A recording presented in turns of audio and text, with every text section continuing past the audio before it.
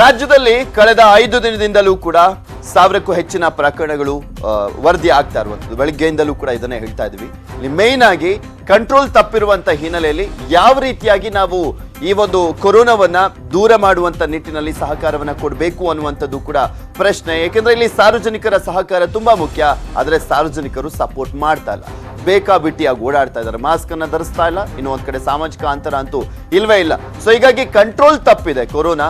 ಮುಂದಿನ ವಾರ tough rules ಜಾರಿಯಾಗುವಂತ ಸಾಧ್ಯತೆಗಳು ಇದೆ ಅಂತ ಹೇಳಲಾಗ್ತದೆ. ಯಾಕಂದ್ರೆ ದಿನೇ ದಿನೇ ಪ್ರಕರಣಗಳು ಜಾಸ್ತಿ ಆಗೋದ್ರ ಜೊತೆಗೆ 2000 ಗಡಿಗೆ ಬಂದು ತಲುಪಿ ನಿಂತಿದ್ದೇವೆ ನಾವು. ಕೋವಿಡ್ ಟಾಸ್ಕ್ ಫೋರ್ಸ್ ನಿಂದ ಅಂದ್ರೆ ತಾಂತ್ರಿಕ ಸಲಹಾ ಸಮಿತಿಯಿಂದ ಕೆಲವೊಂದು ಪ್ರಮುಖ ಅಂಶಗಳನ್ನ ಒಳಗೊಂಡಂತ ಒಂದು ಶಿಫಾರಸನ್ನ ಕೂಡ ಮಾಡಲಾಗಿದೆ. ಸ್ವಲ್ಪ ಯಾಮಾರಿದ್ರೂ ಕೂಡ ಅಪಾಯ ಗ್ಯಾರಂಟಿ. 2 ವಾರ ಶಾಲಾ ಕಾಲೇಜು ಬಂದ್ ಮಾಡಿ ಅಂತಲೂ ಕೂಡ ಪ್ರಸ್ತಾಪವನ್ನು ಮಾಡಲಾಗಿದೆ. ಯಾಕೆಂದ್ರೆ ಗಮನಿಸ್ತಾನೆ ಇದೀವಿ, ಶಾಲಾ ಕಾಲೇಜು ಡಿಗ್ರಿ ಕಾಲೇಜುಗಳಲ್ಲೇ ಅತಿ ಹೆಚ್ಚಾಗಿ ಕೊರೋನಾ ಪ್ರಕರಣಗಳು ವರದಿ ಆಗ್ತಾ ಇರುವಂಥದ್ದನ್ನ ಗಮನಿಸ್ತಾ ಇದೀವಿ. ಮತ್ತು ಒಂದ್ ಕಡೆ ಜಿಮ್ ಆಗಿರ್ಬೋದು, ಸ್ವಿಮ್ಮಿಂಗ್ ಆಗಿರ್ಬೋದು, ಇಂಥ ಕಡೆನೂ ಕೂಡ ಪಾರ್ಕ್ ಆಗಿರ್ಬೋದು, ಇಂಥ ಕಡೆನೂ ಕೂಡ ಜನರನ್ನ ನಿಯಂತ್ರಣ ಮಾಡಬೇಕಾಗಿದೆ. ಒಳಾಂಗಣ ಕಾರ್ಯಕ್ರಮಕ್ಕೆ 100 ಜನ ಸಾಕು, ಹೊರಾಂಗಣ ಕಾರ್ಯಕ್ರಮಕ್ಕೆ 200 ಮಂದಿಗೆ ಮಾತ್ರ ಅವಕಾಶ ಮಾಡಿಕೊಡಿ, ಥಿಯೇಟರ್ನಲ್ಲಿ 50% ಮಾತ್ರ ಅವಕಾಶವನ್ನ ನೀಡಿ ಅಂತ ತಾಂತ್ರಿಕ ಸಲಹಾ ಸಮಿತಿಯವರು ಶಿಫಾರಸನ್ನು ಮಾಡಿದ್ದಾರೆ ಆರೋಗ್ಯ ಸಚಿವರಾಗಿರುವಂಥ ಸುಧಾಕರ್ ಅವರಿಗೆ. ಸುಧಾಕರ್ ಅವರು ಇದೇ ಒಂದು ವಿಚಾರಕ್ಕೆ ಸಂಬಂಧಪಟ್ಟಂತೆ ನಾನು ಮುಖ್ಯಮಂತ್ರಿಗಳ ಜೊತೆ ಚರ್ಚೆಯನ್ನ ಮಾಡ್ತೀನಿ, ಇದ್ರ ಬಗ್ಗೆ ಕೂಲಂಕಷವಾಗಿ ಮಾತನಾಡಬೇಕಾಗಿದೆ, ಕೆಲವೊಂದು ಸೂಕ್ಷ್ಮ ವಿಚಾರಗಳು ಕೂಡ ಇರುವಂಥದ್ದು. ಸೊ ಹೀಗಾಗಿ ಏನ್ ನಿರ್ಧಾರ ಮಾಡಬೇಕು ಅನ್ನೋದ್ರ ಬಗ್ಗೆ ಯಡಿಯೂರಪ್ಪನವರ ಮುಂದೆ ಇಡ್ತೀವಿ. ಆರೋಗ್ಯ ಸಚಿವನಾಗಿ ನಾನು ಏನೇನು ಸಲಹೆ ಕೊಡಬೇಕು ಅದೆಲ್ಲವನ್ನು ಕೂಡ ಕೊಡ್ತೀನಿ ಅಂತ ಹೇಳಿದ್ದಾರೆ. ಪ್ರಾರಂಭದಲ್ಲಿದ್ದೀವಿ, ಇದನ್ನು ನಾವು ನಿಯಂತ್ರಣ ಮಾಡಲಿಕ್ಕೆ ನಾವು ನೀವೆಲ್ಲ ಸೇರಿ ಮಾಡೋಣ. ನಾನು ಕೂಡ ಮಾನ್ಯ ಮುಖ್ಯಮಂತ್ರಿಗಳಿಗೆ ಇವತ್ತು ಚರ್ಚೆ ಮಾಡೋನಿದ್ದೇನೆ. ಯಾಕೆ ಅಂತಂದರೆ ಯಾವುದೇ ಚಟುವಟಿಕೆಗಳಿಗೆ ನಾವು ಸ್ವಲ್ಪ ಕಡಿವಾಣ ಹಾಕದೆ ಹೋದರೆ ನಿಜವಾಗಿಯೂ ಕೂಡ ಕಷ್ಟ ಆಗ್ತದೆ ಅಂತೇಳಿ ನಮ್ಮ ತಾಂತ್ರಿಕ ಸಲಹಾ ಸಮಿತಿಯವರು ಸ್ಪಷ್ಟವಾದಂತಹ ಒಂದು ನಮಗೆ ಮಾರ್ಗಸೂಚಿಯನ್ನು ಕೊಟ್ಟಿದ್ದಾರೆ. ನಾವು ತಜ್ಞರ ಸಮಿತಿಯ ಒಂದು ಏನು ವರದಿ ಇದೆ ಅದನ್ನು ಅರ್ಥ ಮಾಡಿಕೊಂಡು ಸರ್ಕಾರ ಕೂಡ ನಾವು ಕೂಡ ಅದಕ್ಕೆ ಪೂರಕವಾಗಿ ನಾವು ಕೂಡ ಸ್ಪಂದಿಸದೆ ಹೋದರೆ ಮುಂದಿನ ಆಗುಹೋಗುಗಳಿಗೆ ನಾವೆಲ್ಲ ಕೂಡ ಜವಾಬ್ದಾರರಾಗಬೇಕಾಗ್ತದೆ. ಯಾವ ಚಟುವಟಿಕೆಗೂ ಕೂಡ ಕರೋನಾ ನೆಪ ಅಲ್ವಾ? ಕರೋನಾ ಏನು ಅದಕ್ಕೆ ರಿಯಾಯಿತಿ ತೋರಿಸುತ್ತಾ? ಪಾರ್ಟಿ ಅಂತ ಹೇಳ್ಬಿಟ್ಟು ಅಥವಾ ನೀವು ಜಾತ್ರೆ ಮಾಡ್ತೀರಿ, ಆ ಜಾತ್ರೆ ದೇವ್ರ ಹತ್ರ ಆಗ್ತಾ ಇದೆ ಅದಕ್ಕಾಗಿ ನಾನು ಕರೋನಾ ಬರಲ್ಲ ಅಂತ ಹೇಳುತ್ತಾ? ಇವತ್ತು ಮಾಸ್ಕ್ಗಳನ್ನು ಧರಿಸದೆ ಹೋದರೆ, ಅಂತರವನ್ನು ಕಾಯ್ದುಕೊಳ್ಳದೆ ಹೋದರೆ, ಅನಗತ್ಯವಾಗಿ ಓಡಾಡುವಂಥದ್ದು, ಚಟುವಟಿಕೆಗಳಲ್ಲಿ ಭಾಗವಹಿಸುವಂಥದ್ದು, ಗುಂಪು ಸೇರುವಂಥದ್ದು, 1000 ಜನ ಸೇರೋದು, ಜಾತ್ರೆ, ಮುಂಜಿ, ಮದುವೆ, ಕಾರ್ಯಕ್ರಮ, ಚುನಾವಣೆ, ಹೋರಾಟ, ಇವೆಲ್ಲ ಕೂಡ ಚಟುವಟಿಕೆಗಳ ಕಾರಣ ಅಲ್ವಾ? ಅದು ಕೂಡ ಅಷ್ಟೇ. ಇದು ಸೂಕ್ಷ್ಮ ವಿಚಾರ. ನಾನು ಏನು ಹೇಳಬೇಕು ಅಂತಿದ್ದೀನಿ, ಆರೋಗ್ಯ ಇಲಾಖೆ ಕಡೆಯಿಂದ ನಾವು ಏನು ಸಲಹೆ ಕೊಡಬೇಕು ಅಂತಿದ್ದೀವಿ. ಇವತ್ತು ಕೊರೋನಾ ಪ್ರಕರಣಗಳು ಜಾಸ್ತಿ ವರದಿ ಆಗ್ತಾ ಇರುವಂತದ್ದು ಕಾಲೇಜುಗಳಲ್ಲಿ. ಯಾಕಂದ್ರೆ ನಿಮ್ಗೆಲ್ರಿಗೂ ಕೂಡ ಗೊತ್ತಿದೆ, ಮಂಗಳೂರಿನ ಕಾಲೇಜುಗಳಾಗಿರ್ಬೋದು, ಇನ್ನ ಬೆಂಗಳೂರಿನಲ್ಲಿ ಇರುವಂತ ಕೆಲವೊಂದು ಹಾಸ್ಟೆಲ್ಗಳಲ್ಲಿ ಅತಿ ಹೆಚ್ಚಾಗಿ ಪ್ರಕರಣಗಳು ವರದಿಯಾಗಿದ್ದಂಥದ್ದು. ಮೇನ್ ಆಗಿ ಬೇರೆ ರಾಜ್ಯದಿಂದ ಬಂದಂತವರಿಂದನೇ ಇಲ್ಲಿ ಪ್ರಕರಣಗಳು ಜಾಸ್ತಿ ಆಗ್ತಾ ಇದಾವೆ. ಶಾಲಾ ಕಾಲೇಜು ಬಂದ್ ಮಾಡಿ 15 ದಿನಗಳ ಕಾಲ ಅಂತ ತಾಂತ್ರಿಕ ಸಲಹಾ ಸಮಿತಿಯವರು ಶಿಫಾರಸನ್ನ ಕೂಡ ಮಾಡಿರುವಂಥದ್ದು. ಯಾವ ನಿರ್ಧಾರವನ್ನ ಕೈಗೊಳ್ತಾರೆ ಕಾದ್ ನೋಡ್ಬೇಕು ರಾಜ್ಯ ಸರ್ಕಾರದವರು. ಕೊರೋನಾ ಹೆಚ್ಚಳದಿಂದ ಪೋಷಕರಲ್ಲಿ ಆತಂಕ ಇದೆ. ಮಕ್ಕಳ ಆರೋಗ್ಯಕ್ಕೆ ಸರ್ಕಾರ ಮೊದಲ ಆದ್ಯತೆಯನ್ನ ಕೊಟ್ಟಿದ್ದಂತ ಹಿನ್ನೆಲೆಯಲ್ಲಿ ಸುಮಾರು 10 ತಿಂಗಳುಗಳ ಕಾಲ ಶಾಲೆಯನ್ನ ಆರಂಭ ಮಾಡಿರಲಿಲ್ಲ. ಅದಾದ್ಮೇಲೆ ಹಂತವಾಗಿ ತರಗತಿಗಳನ್ನು ಓಪನ್ ಮಾಡಲಾಯಿತು. ಇನ್ನೂ ಕೂಡ 1 to 5th ವರೆಗೂ ಯಾವುದೇ ರೀತಿಯಾದಂಥ ತರಗತಿಗಳು ಆರಂಭ ಆಗಿಲ್ಲ. ಬಟ್ 6th ಇಂದ ಆರಂಭವಾಗಿರುವಂಥದ್ದು. 6, 7, 8, 9, 10 ಅದಾದ್ಮೇಲೆ ಫಸ್ಟ್ PU, ಸೆಕೆಂಡ್ PU ಮತ್ತೆ ಡಿಗ್ರಿ ಕಾಲೇಜುಗಳೆಲ್ಲವೂ ಕೂಡ ಓಪನ್ ಆಗಿರುವಂಥದ್ದು. ಸೊ ಈಗ ತಾಂತ್ರಿಕ ಸಲಹಾ ಸಮಿತಿ ಸ್ವಲ್ಪ ಮಟ್ಟಿಗೆ ಒಂದು 15 ದಿನನಾದರೂ ಬ್ರೇಕ್ ಹಾಕಬೇಕಾಗತ್ತೆ, ಪ್ರಕರಣಗಳು ಜಾಸ್ತಿ ಆಗ್ತಾ ಇರುವಂತ ಹಿನ್ನೆಲೆಯಲ್ಲಿ ಅಂತ ಶಿಫಾರಸನ್ನ ಮಾಡಿದ್ದಾರೆ. ನೋಡ್ಬೇಕು ಯಾವ ರೀತಿಯಾದಂಥ ನಿರ್ಧಾರವನ್ನ ಕೈಗೊಳ್ತಾರೆ ಅಂತ.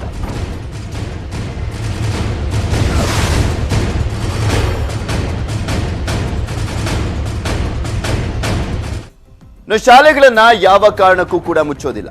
ಮಕ್ಕಳ ಆರೋಗ್ಯ ಮತ್ತೆ ಭವಿಷ್ಯ ಈ ಎರಡೂ ಕೂಡ ಮುಖ್ಯ. ಶಿಕ್ಷಣ ಸಚಿವ ಸುರೇಶ್ ಕುಮಾರ್ ಅವರು ಹೇಳಿಕೆಯನ್ನ ಕೊಟ್ಟಿದ್ದಾರೆ. ಜಾತ್ರೆ, ಮಾರ್ಕೆಟ್, ರ್ಯಾಲಿ ಎಲ್ಲವೂ ಕೂಡ ನಡೀತಾ ಇದೆ. ಮಕ್ಕಳಿಗೆ ಸೋಂಕಾದ್ರೆ ಶಾಲೆ ಅಷ್ಟೇ ಕಾರಣ ಅಲ್ಲ, ಶಿಕ್ಷಣ ಸುರಕ್ಷತೆ ನಮ್ಮ ಮುಖ್ಯ ಉದ್ದೇಶ ಅಂತ ಹೇಳಿದ್ದಾರೆ ಸುರೇಶ್ ಕುಮಾರ್ ಅವರು. ಮಾರ್ಗಸೂಚಿ ಸಂದರ್ಭ ಬಂದ್ರೆ ಮುಂದಿನ ನಿರ್ಧಾರವನ್ನ ಕೈಗೊಳ್ತೇವೆ. ಶಾಲೆಯನ್ನ ಮುಂದುವರಿಸಲಿಕ್ಕೆ ಎಲ್ಲರ ಸಹಕಾರ ಮುಖ್ಯವಾಗಿರುವಂಥದ್ದು ಅಂತ ಶಿಕ್ಷಣ ಸಚಿವ ಸುರೇಶ್ ಕುಮಾರ್ ಅವರು ಹೇಳಿಕೆಯನ್ನು ಕೊಟ್ಟಿದ್ದಾರೆ.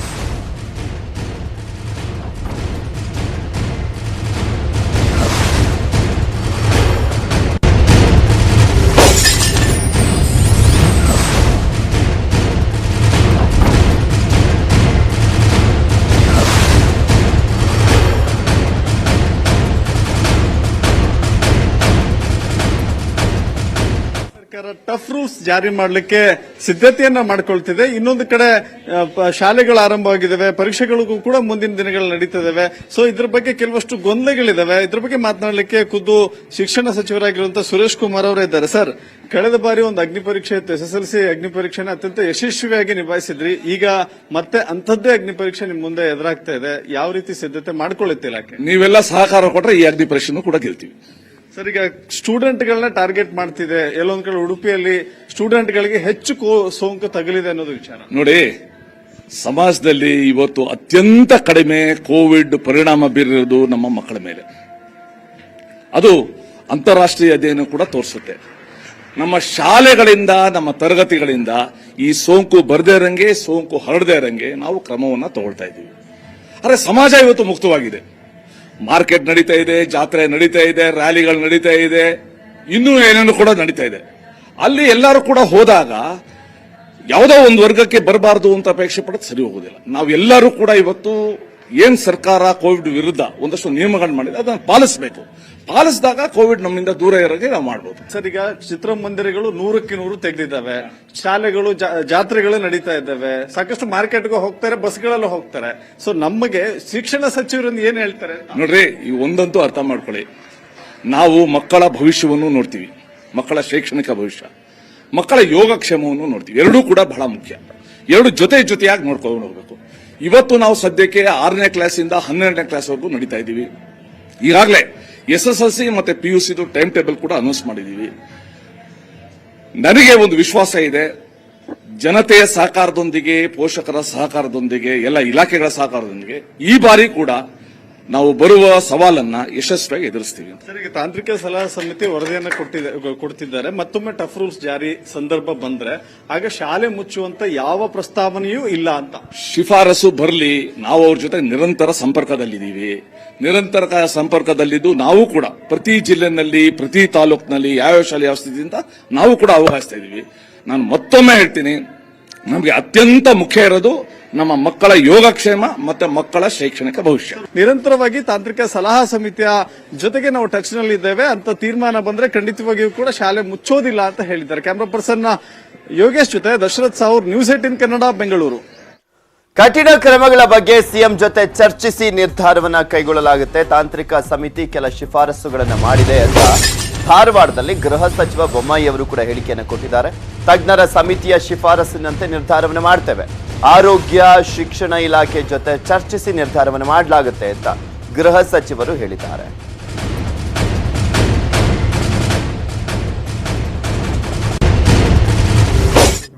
ಇಲ್ಲ ಲಾಕ್ಡೌನ್ ಬಗ್ಗೆ ಏನು ಚರ್ಚೆ ಆಗಿಲ್ಲ.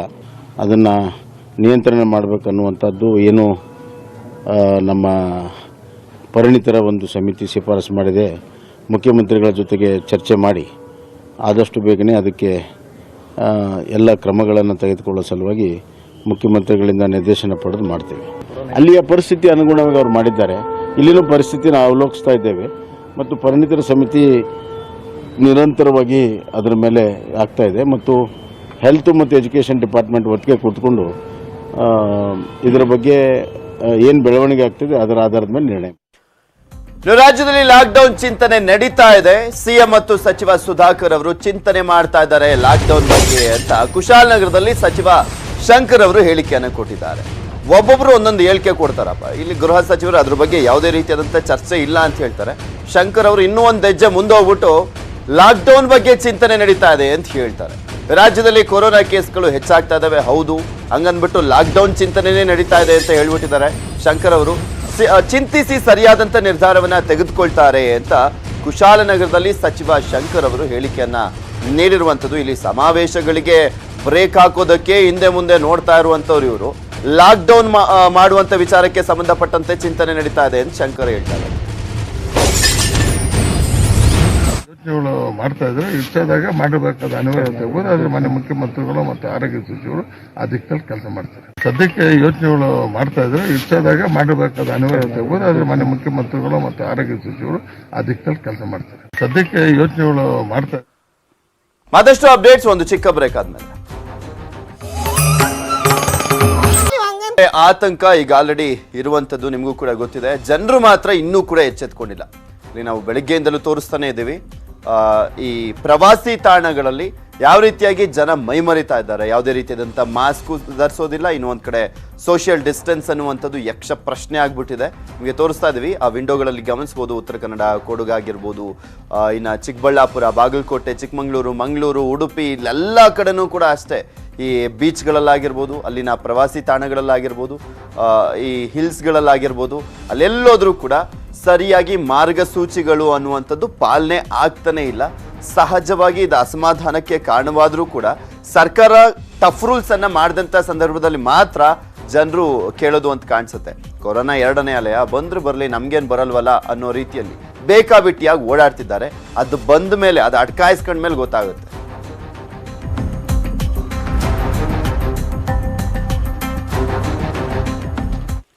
ಇನ್ನು ಸಿಡಿ ಕೇಸ್ ಸಿಬಿಐಗೆ ವಹಿಸಬೇಕು ಅಂತ ಶಾಸಕ ಬಸನಗೌಡ ಪಾಟೀಲ್ ಯತ್ನಾಳ್ ಒತ್ತಾಯವನ್ನು ಮಾಡಿದ್ದಾರೆ. ವಿಜಯಪುರದಲ್ಲಿ ಮಾತನಾಡಿದಂತ ಅವರು ಇನ್ನೂ 400 ಸಿಡಿಗಳಿದಾವೆ ಅಂತ ಬಾಂಬ್ ಅನ್ನ ಸಿಡಿಸಿದ್ದಾರೆ. ಬಾಂಬ್ ಸಿಡಿಸೋದೇ ಬಂತು ಬಸನಗೌಡ ಪಾಟೀಲ್ ಯತ್ನಾಳ್ರು. ಯಾರ್ದು ಏನು ಎತ್ತ ಅದ್ಯಾವ್ದ್ರ ಬಗ್ಗೆನೂ ಕೂಡ ಹೇಳೋದಿಲ್ಲ. ಹುಬ್ಬಳ್ಳಿಯಲ್ಲೂ ಬ್ಲಾಕ್ ಮೇಲ್ ಮಾಡಿದ್ದಾರೆ. ಇವರದ್ದು ಒಂದು ಗ್ಯಾಂಗ್ ಇದೆ ಅಂತ ಹೊಸದೊಂದು ಹೇಳಿಕೆಯನ್ನ ಕೊಟ್ಟಿದ್ದಾರೆ ಸಿಡಿ ವಿಚಾರಕ್ಕೆ ಸಂಬಂಧಪಟ್ಟಂತೆ. ನೋಡ್ರಿ, ಭಾಳ ನಾವು ವಿಧಾನಸಭೆ ಮೊಗಸಾಲೆಯಲ್ಲಿ 400 ಸಿಡಿಗಳು ಅದಾವ ಅಂತ ಹೇಳ್ತಾರೆ ನಮ್ಮ ಎಮ್ ಎಲ್ ಎಗಳು ಮಾತಾಡೋದು. ಅವರು ಒಂದು ಟೀಮ್ ಕಟ್ಕೊಂಡು ಇದೇ ಮಾಡಿದ್ದಾರೆ. ಯಾವತ್ತರನ್ನೆಲ್ಲ ವಿಡಿಯೋ ಇದನ್ನು ಮಾಡ್ಕೊಂಡು ಬ್ಲ್ಯಾಕ್ ಮೇಲ್ ಸ್ಟಾರ್ಟ್ ಮಾಡ್ತಾರೆ. ಇದು ದಂಧೆ ಆಗಿದೆ. ಹುಬ್ಬಳ್ಳಿಯಲ್ಲೂ ಸಹಿತ ಕೆಲವೊಂದು ಜನರಿಗೆ ಈ ರೀತಿ ಬ್ಲ್ಯಾಕ್ ಮೇಲ್ ಮಾಡುವಂಥದ್ದು ಮಾಡ್ಯಾರ. ಈ ಸಾಮಾಜಿಕ ಜಾಲತಾಣಗಳಲ್ಲಿ ಗೆಳತನ ಕಟ್ಟಿ ಏನೇನು ಮಾಡಿ ಏನು ಇದೊಂದು ಉದ್ಯೋಗ ಆಗಿದೆ, ದಂಧೆ ಆಗಿದೆ. ಇದು ದೊಡ್ಡ ಬಿಸ್ನೆಸ್. ಇದು ಬ್ಲ್ಯಾಕ್ ಮೇಲ್ ಮಾಡೋದು, ಎಡಿಟ್ ಮಾಡೋದು, ಅದನ್ನು ಅವರಿಗೆ ಭಯಪಡಿಸೋದು, ಹಣ ತಗೋದು. ಈ ಸಮಗ್ರ ನಾನು ಅದೇ ಹೇಳ್ತೀನಿ, CBI ಕೊಟ್ಟರೆ ಮಾತ್ರ ಇದು ಏನಾದರೂ ಒಂದು ಅಂತ್ಯ ಕಾಣ್ತದೆ. ಇಲ್ಲಾಂದರೆ ಇದು SIT ಕೊಟ್ಟಿದ್ದೇನದಲ್ಲ, ಇದು ನೇರವಾಗಿ ಮುಖ್ಯಮಂತ್ರಿಗಳ ಕಂಟ್ರೋಲು, ಹೋಮ್ ಮಿನಿಸ್ಟರ್ ಕಂಟ್ರೋಲ್ ಇರೋದ್ರಿಂದ ಯಾರನ್ನ ಒಳಗೆ ಹಾಕ್ಸ್ಬೇಕು, ಯಾರನ್ನ ಸಿಗಿಸ್ತಾರೆ, ಯಾರನ್ನ ಬಿಡಿಸ್ಬೇಕು. ನಮ್ಮ ಮುಖ್ಯಮಂತ್ರಿ ಬದಲಾವಣೆ ವಿಚಾರಕ್ಕೆ ಸಂಬಂಧಪಟ್ಟಂತೆ ಕೂಡ ಆಲ್ಮೋಸ್ಟ್ ಇದುವರೆಗೂ ಗಾಳಿಲ್ ಗುಂಡನ್ನೇ ಹೊಡೆದಿರುವಂತದ್ದು ಬಸನಗೌಡ ಪಾಟೀಲ್ ಯತ್ನಾಳ್ ಅವರು. ಹೇಳಿರುವಂತ ಒಂದೇ ಒಂದು ಭವಿಷ್ಯನೂ ಕೂಡ ಇದುವರೆಗೂ ನಿಜ ಆಗಿಲ್ಲ. ಇನ್ನ ಮತ್ತೊಮ್ಮೆ ಮಾತನಾಡಿರುವಂತ ಹಿನ್ನೆಲೆಯಲ್ಲಿ ಶಾಸಕ ರೇಣುಕಾಚಾರ್ಯ ಅವರು ಸರಿಯಾಗಿ ತಿರುಗೇಟನ್ನ ಕೊಟ್ಟಿದ್ದಾರೆ. ದಾವಣಗೆರೆಯಲ್ಲಿ ಮಾತನಾಡಿರುವಂತ ರೇಣುಕಾಚಾರ್ಯ, ನಿನಗೆ ನಾನು ಸವಾಲಾಗ್ತೇನೆ, ತಾಕತ್ತಿದ್ರೆ ಮುಖ್ಯಮಂತ್ರಿ ಬದಲಾವಣೆ ಮಾಡಿ ನೋಡ್, ನೀನೇನು ಒರಿಜಿನಲ್ BJPನ ಕಾಂಗ್ರೆಸ್ ಏಜೆಂಟ್ ರೀತಿ ಮಾತನಾಡ್ತೀಯಾ ಅಂತ ಯತ್ನಾಳ್ಗೆ ಸರಿಯಾಗಿ ಟಾಂಗ್ ಕೊಟ್ಟಿದ್ದಾರೆ. ಯತ್ನಾಳ್ಗೆ ಸವಾಲಾಗ್ತೀನಿ, ನಿನಗೆ ತಾಕತ್ತಿದ್ರೆ ಮುಖ್ಯಮಂತ್ರಿ ಬದಲಾವಣೆ ಅಂತ ಹೇಳ್ತೀಯಲ್ಲ, ಬದಲಾವಣೆ ಮಾಡು ನೋಡೋಣ. ಯಡಿಯೂರಪ್ಪನ ಮುಖ್ಯಮಂತ್ರಿ ಮಾಡಿದ್ದೀನಿ, ನೀನ ಯತ್ನಾಳ್? ನೀನು ಒರಿಜಿನಲ್ BJPನ? ನೀನು ಭ್ರಷ್ಟ. ನಿನ್ನ ಮಗನ ಇಟ್ಕೊಂಡು ರಾಜಕಾರಣ ಮಾಡ್ತಲ್ಲ, ನೀನು ನಿನ್ನ ಹೆಂಡತಿ ಮಕ್ಕಳು ಮನೆಯಿಂದ ಹೊರಗೆ ಕಳಿಸು, ಆಮೇಲೆ ಮಾತಾಡಿ. ಚುನಾವಣೆ ಸಂದರ್ಭದಲ್ಲಿ ಈ ರೀತಿ ಹುಚ್ಚುಚ್ಚಾಗಿ ಹೇಳಿಕೆ ಕೊಡ್ತೀಯ ಅಂದರೆ ನಿನ್ನ ಹಿಂದೆ ಕಾಂಗ್ರೆಸ್ ನಾಯಕರ ಕೈವಾಡ ಪಿತೂರು ಇದೆ. ನೀನು ಕಾಂಗ್ರೆಸ್ ಏಜೆಂಟ್ ಆಗಿ ಇವತ್ತು ರಾಜ್ಯದಲ್ಲಿ ಕೆಲಸವನ್ನು ಮಾಡ್ತಿದೀಯಾ. ಯತ್ನಾಳ್, ನಿನಗೆ ಮಾನಸಿಕ ಸ್ಥಿತಿ ಎಲ್ಲ ಒಂದು ಕಡೆ ಅಸ್ವಸ್ಥರಾಗಿದೆ. ನಿನ್ನ ಸ್ಥಿತಿ ಇವತ್ತು ಮುಖ್ಯಮಂತ್ರಿಗೆ ಆಗಬೇಕಂತ ಹಗಲ್ಗ ಅನ್ಸ್ಕೊಳ್ತಿದೀಯಾ, ಭ್ರಮಲೋಕದಲ್ಲಿದ್ದೀಯಾ? ನಿನಗೆ ತಾಕತ್ತಿದ್ರೆ ಚುನಾವಣೆಯಲ್ಲಿ ಈಗೇನು ವಿಧಾನಸಭಾ ಸದಸ್ಯ ಆಗಿದೆಯಲ್ಲ, ಮೊದಲು ರಾಜೀನಾಮೆ ಕೊಡು. ರಾಜೀನಾಮೆ ಕೊಟ್ಟು ವಿಧಾನಸಭೆ ಚುನಾವಣೆ ಬಿಜಾಪುರದ ಸ್ಪರ್ಧೆ ಮಾಡಿ ಗೆದ್ವಾ, ಆಮೇಲೆ ಮಾತಾಡು. ನಿನಗೆ ಮಾತಾಡ್ತಕ್ಕಂಥ ನೈತಿಕ ಆಗಿಲ್ಲ, ನಿನಗೆ ಬುದ್ಧಿ ಭ್ರಮಣೆಯಾಗಿದೆ. ನಾಳೆ ಸೋಮವಾರ ನಾವು ಎಲ್ಲ ಶಾಸಕರು ಸೇರ್ತೀವಿ, ನಿನಗೆ ಸರಿಯಾದ ಉತ್ತರವನ್ನು ಕೊಡ್ತೀವಿ ಅಂತೇಳಿ ಯತ್ನಾಳ್ಗೆ ನನಗೆ ಎಚ್ಚರಿಕೆಯನ್ನು ಕೊಡ್ತಾ ಇದ್ದೀನಿ. ಮತ್ತಷ್ಟು ಅಪ್ಡೇಟ್ಸ್ ಒಂದು ಚಿಕ್ಕ ಬ್ರೇಕ್ ಆದ್ಮೇಲೆ. ಭಾಗಿಯಾಗಿದ್ರು ಆಂಟಿ ಬುಲ್ಲಿಂಗ್ ಸ್ಕ್ವಾಡ್ನ CEO ಮತ್ತು ಫೌಂಡರ್ ದೆಹಲಿಯ ಅನುಷ್ಕಾ ಜಾಲಿ. ಕಾರ್ಯಕ್ರಮದ ಬಗ್ಗೆ ಅನುಷ್ಕಾ ಅವರು ಸಂತಸವನ್ನು ವ್ಯಕ್ತಪಡಿಸಿದ್ದಾರೆ, ನೋಡೋಣ.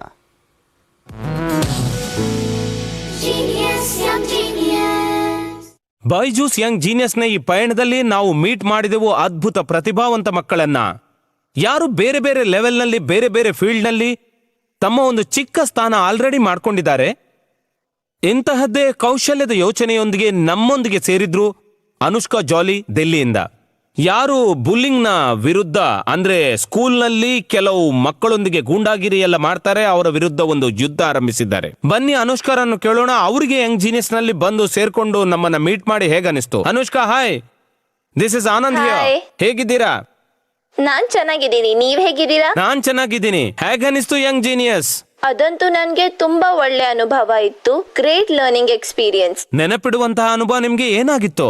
ಅದು ಖಂಡಿತ ಮಿಸ್ಟರ್ ಸೇವಾಗರಿಂದ ಇಂಟರಾಕ್ಷನ್. ಮತ್ತೆ ಅವರು ನನ್ಗೆ ಏನ್ ಕಲ್ಸಿದ್ರು ಅದನ್ನ ನಾನು ಜೀವನ ಇಡೀ ಮರೆಯಲ್ಲ. Very good. ಏನಾದ್ರೂ ಹೊಸತು ಮಾಡ್ತಿದ್ದೀರಾ ಆಂಟಿ ಬುಲಿಂಗ್ ಸ್ಕ್ವಾಡ್ನೊಂದಿಗೆ?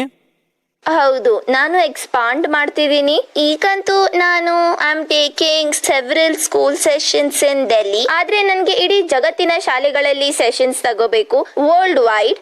ಮತ್ತು ನನಗೆ ಸೋಷಿಯಲ್ ಮೀಡಿಯಾವನ್ನು ಕೂಡ ಎಕ್ಸ್ಪಾಂಡ್ ಮಾಡಬೇಕು. ಯಾಕಂದ್ರೆ social media is a place where ತುಂಬಾ ಜನ ಕನೆಕ್ಟ್ ಆಗಬಹುದು. ತುಂಬಾ ಒಳ್ಳೇದು. All the very best Anushka. May your tribe grow. Good luck to you. Bye.